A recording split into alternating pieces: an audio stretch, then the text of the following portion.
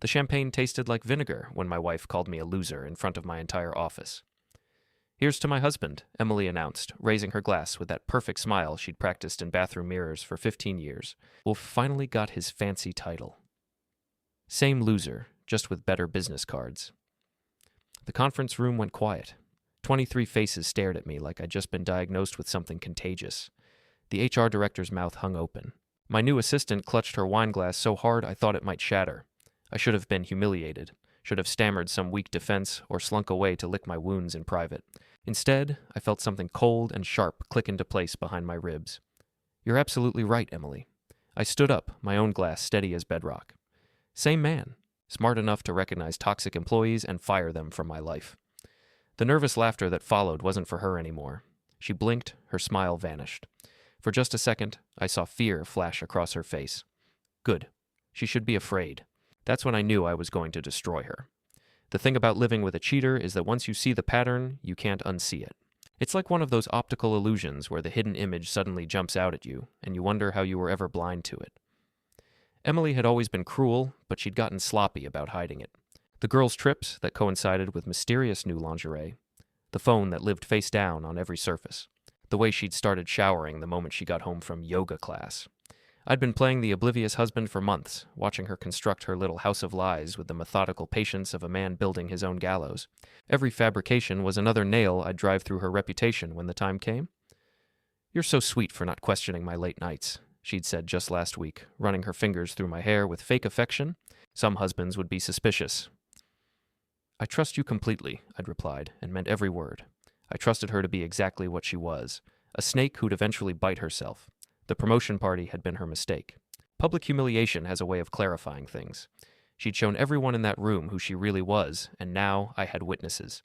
20 minutes after her little performance, I watched her slip away from the crowd. "Going out for a smoke," she announced, though Emily had quit cigarettes 3 years ago. Or so she'd told me. I gave her a 2-minute head start, then followed. The parking garage smelled like exhaust and broken dreams. I found her pressed against the side of a silver BMW, her tongue down the throat of Kyle Morrison from accounts receivable. Her hands were tangled in his perfect hair while he groped her through that expensive dress I'd bought her for our anniversary. Kyle Morrison. Of course, it was Kyle Morrison. The golden boy who'd been gunning for my promotion since day one. Drove a car that cost more than most people's houses and treated the office like his personal hunting ground. I should have felt rage. Should have charged in their swinging or at least made some noise to let them know they'd been caught. Instead, I felt that same cold satisfaction I'd experienced upstairs. They broke apart, laughing like teenagers sneaking behind the school gym.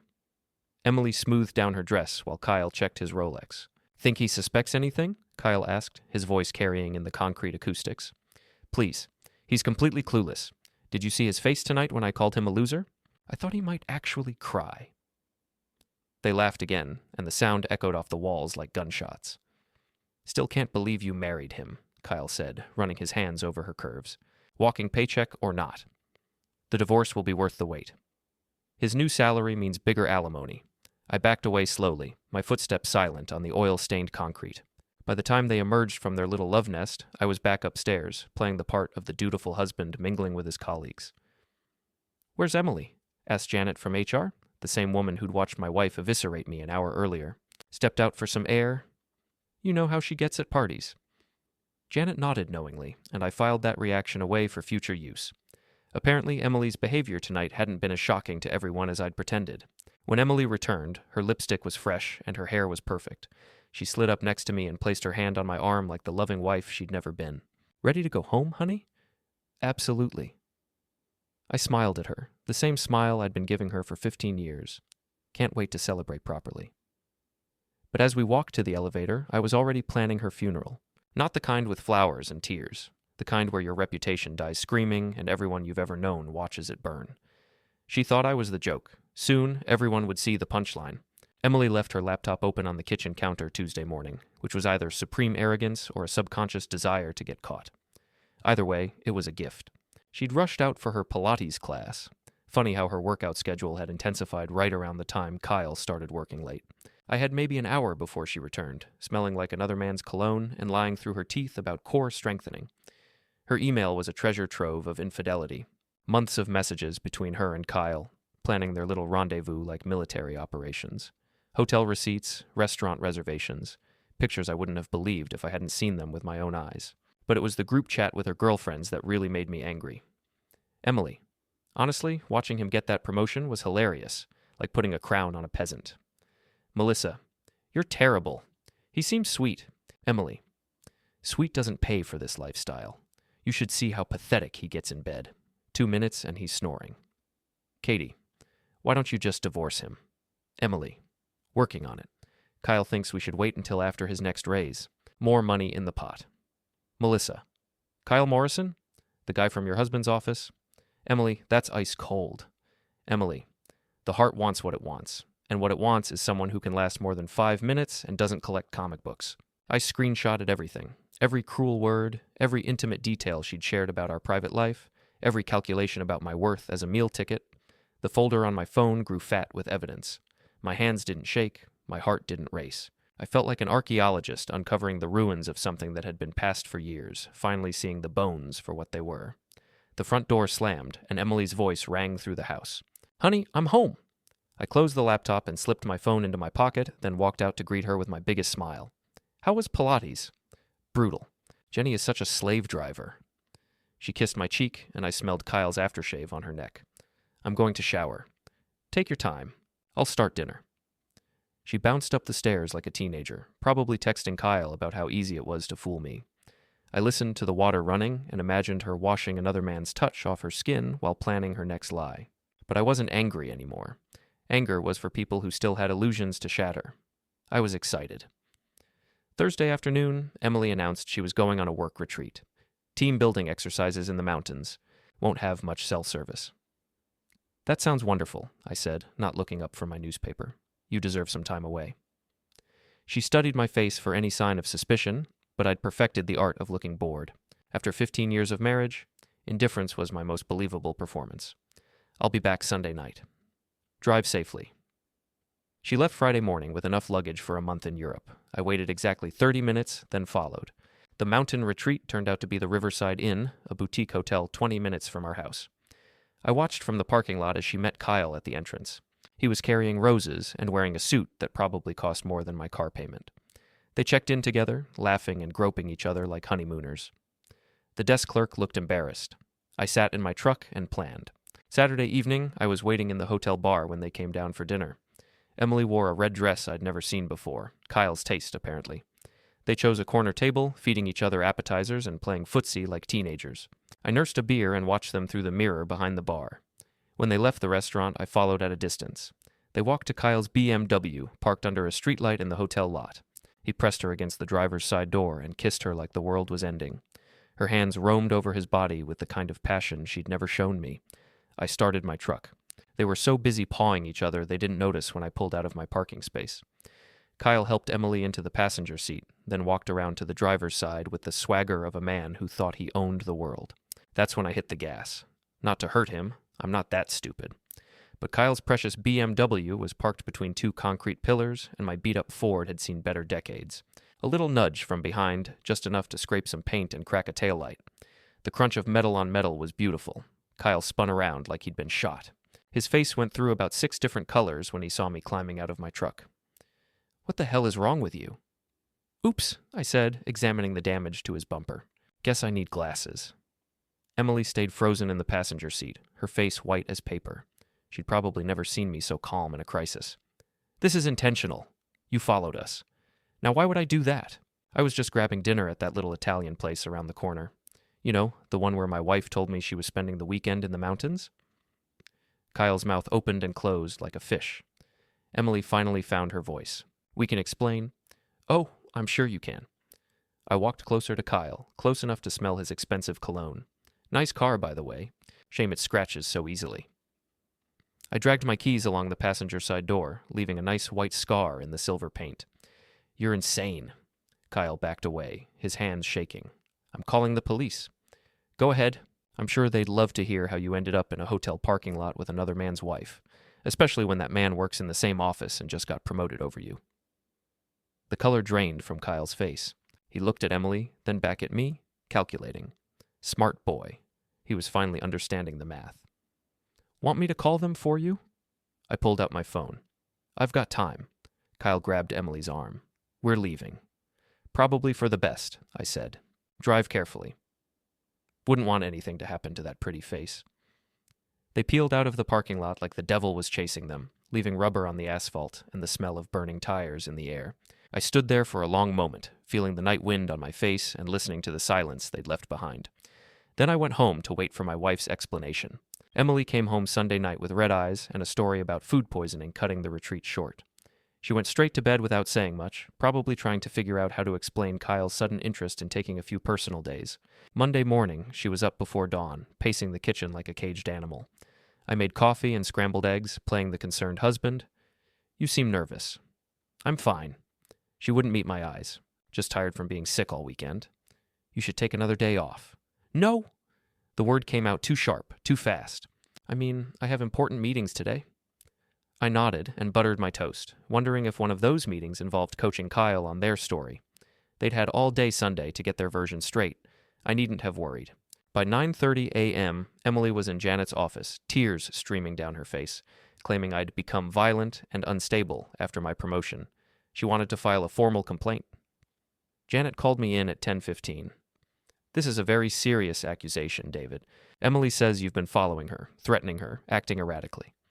I sat down slowly, putting on my best wounded husband expression. I'm sorry, what? She says you confronted her at a hotel this weekend, that you damaged someone's car and made threats. Janet, I think my wife might be having some kind of breakdown. I pulled out my phone and opened the folder I'd been building for weeks. I've been worried about her behavior lately. I showed Janet the screenshots. Emily's group chat messages mocking me, the hotel receipts, the emails with Kyle detailing their affair and their plans to maximize my divorce settlement. Janet's face went from skeptical to horrified to furious in about 30 seconds. She's been having an affair with Kyle Morrison? For months, apparently, and planning to take me for everything I'm worth in the divorce? Janet scrolled through the evidence, her jaw getting tighter with each message. David, I am so sorry. This is completely inappropriate workplace conduct. I know you have to investigate these things thoroughly. The only thing I'm investigating is how quickly I can get them both out of this building. Emily was fired by lunch. Kyle lasted until 2 p.m., just long enough for word to spread through the office about why they were both being escorted out by security. I spent the rest of the day accepting condolences from coworkers who'd witnessed Emily's performance at the promotion party. Amazing how quickly people's memories improved when they realized which way the wind was blowing. She always seemed a little intense, said Brenda from accounting. I never trusted that Kyle guy, added Tom from marketing. Too smooth, you know? By 5 p.m., the entire office knew the story. Emily Morgan had tried to destroy her husband's career to cover up her own infidelity, and it had backfired spectacularly. I drove home that evening feeling lighter than I had in years. Phase 1 was complete, but I was just getting started. Emily was waiting for me when I got home, her face a mask of rage and desperation. You bastard. You set me up. I loosened my tie and poured myself a drink. I have no idea what you mean. Those messages were private. So was our marriage, but that didn't stop you from sharing intimate details with your girlfriends. I sat down in my favorite chair, the one she'd always complained was too shabby for our living room. How was your last day at the office? She started crying, real tears this time, not the crocodile variety she'd used on Janet. You've ruined everything. I haven't done anything. You ruined it yourself. I just provided the documentation. Kyle won't return my calls. Smart man. He's probably updating his resume and praying his wife doesn't find out. I sipped my bourbon and studied her like a specimen under a microscope. Did you really think there wouldn't be consequences? She collapsed onto the couch, sobbing. For a moment, I almost felt sorry for her. Almost. Then I remembered her laughing in that parking garage, planning my financial destruction while another man's hands roamed her body. I want a divorce, she said. I'm sure you do. Unfortunately, adultery affects the settlement calculations in this state. Her head snapped up. What do you mean? I mean, you're not getting half of anything. In fact, you might want to start looking for a job. Oh, wait, you just got fired for workplace misconduct. That's going to make references interesting. The next morning, I called the bank and credit card companies. As the primary account holder, I had every right to review our finances and make adjustments. Emily's shopping spree lifestyle came to a screeching halt when her cards were declined at the grocery store. She called me screaming from the Whole Foods parking lot. You canceled my credit cards. I secured our accounts pending the divorce proceedings. Wouldn't want any unusual expenditures to complicate the settlement. I can't buy groceries. There's a 20 in the emergency drawer. Should be enough for ramen noodles. She hung up on me, but I wasn't finished. The car lease was in my name too, a decision I'd regretted for 3 years until this moment. One phone call to the dealership, and her precious Mercedes was scheduled for repossession. By Friday, Emily was staying with her sister and borrowing money for gas. The same friends who'd laughed at her cruel jokes about me suddenly weren't returning her calls. Funny how quickly social circles close when you become the cautionary tale instead of the entertainment. Kyle, meanwhile, had disappeared entirely. Word through the office grapevine was that his wife had found out about the affair and kicked him out. He was couch surfing and job hunting, his reputation in our industry effectively destroyed. Emily tried calling me one more time that weekend. "Please, David, can't we work this out?" "Work what out?" "You made your choice. It was a mistake. A stupid, selfish mistake. The mistake was thinking you could play me for a fool indefinitely." I was folding laundry in what used to be our bedroom, packing her clothes into boxes. The stupidity was doing it with someone from my office. Where am I supposed to go? What am I supposed to do? I honestly don't care. The line went quiet for so long I thought she'd hung up. "You're enjoying this." "I'm enjoying the peace and quiet, if that's what you mean." "You're a cold bastard." "I learned from the best." She hung up, and I continued packing her things. By Sunday evening, every trace of Emily Morgan had been removed from my house and placed neatly in boxes on the front porch. I changed the locks Monday morning. Kyle showed up at my house on a Tuesday night, drunk as a sailor and twice as belligerent. I watched him stumble up my driveway through the living room window, a bottle of something expensive in one hand and his car keys in the other. I opened the door before he could knock. "Kyle, what a pleasant surprise." He swayed on his feet, trying to focus on my face. His perfect hair was disheveled, his expensive suit wrinkled and stained. He looked like hell, which was exactly where he belonged. "You bastard," he slurred. "You destroyed my life." "I think you handled that all by yourself." I leaned against the doorframe, relaxed and casual. "Shouldn't you be driving in that condition?" "Don't lecture me about responsibility." "Not after what you did." "What I did? Kyle, I think you might be confused about who's the victim here." He took a step closer, and I could smell the alcohol on his breath. "You set us up. That parking lot thing was no accident." "Of course it wasn't an accident. You were screwing my wife. Did you think I wouldn't notice?" "She was going to leave you anyway." "Maybe, but she was planning to take half my money with her. Now she gets nothing." Kyle's face contorted with rage. "You have no idea what you've cost me." "Your job, your reputation, your marriage." I pretended to consider this. "Yeah, that sounds about right." He raised the bottle like he might hit me with it, but I'd been expecting that. I stepped back into the house, leaving the door wide open. "Go ahead, Kyle. Add a salt to your resume. I'm sure that'll help with the job search."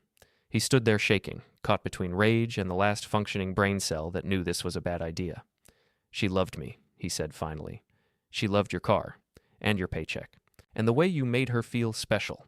I smiled at him, genuinely amused. "But love? Kyle, she was using you just like she used me. The difference is, I figured it out." "You're lying. Ask her." "Oh wait, you can't. Because she won't return your calls. Because now that you're broke and unemployed, you're not useful anymore." The bottle slipped from his fingers and shattered on my porch, sending glass and whiskey everywhere. "My neighbors are probably calling the cops right about now," I said conversationally. "Drunk guys screaming in front of my house, making threats. How do you think that's going to look to a potential employer?" Kyle looked around and seemed to notice for the first time that several porch lights had come on. Mrs. Henderson from next door was definitely filming with her phone. "This isn't over," he mumbled. "Actually, it is." "You're done, Kyle. Both of you are done, and everyone knows it." He stumbled back to his car. Not the BMW anymore, but some beat-up Honda that had seen better decades. I watched him fumble with his keys, hoping he'd be smart enough to call an Uber. He wasn't. The police pulled him over 3 blocks from my house. DUI, disorderly conduct, and a violation of his restraining order. Apparently his wife had gotten one after she found out about the affair. I heard about it through the neighborhood group chat the next morning. Amazing how fast news travels in suburbia. The invitation arrived on a Thursday. Lisa Patterson was throwing a barbecue to celebrate her promotion, the same position Kyle would have gotten if he hadn't been sleeping with his coworker's wife. The irony was delicious. Emily would be there. Lisa had mentioned it specifically when she called to invite me. "I feel terrible about what happened with your marriage, David. If it's too awkward." "Not at all. I'd love to come." And I meant it. This was the perfect opportunity for the final act of Emily's public humiliation. Saturday afternoon, I drove to Lisa's house in Riverside Heights, a neighborhood where Emily had always wanted to live, but we'd never been able to afford. Cars lined the street, the usual suspects from our old social circle, plus a few faces I didn't recognize. I walked through the front door like I owned the place, carrying a bottle of wine and wearing my best smile. Emily was holding court on the back patio, playing the role of the wronged woman to anyone who'd listen. She looked thinner than I remembered, and there were dark circles under her eyes that makeup couldn't quite hide. "David!" Lisa rushed over, looking nervous.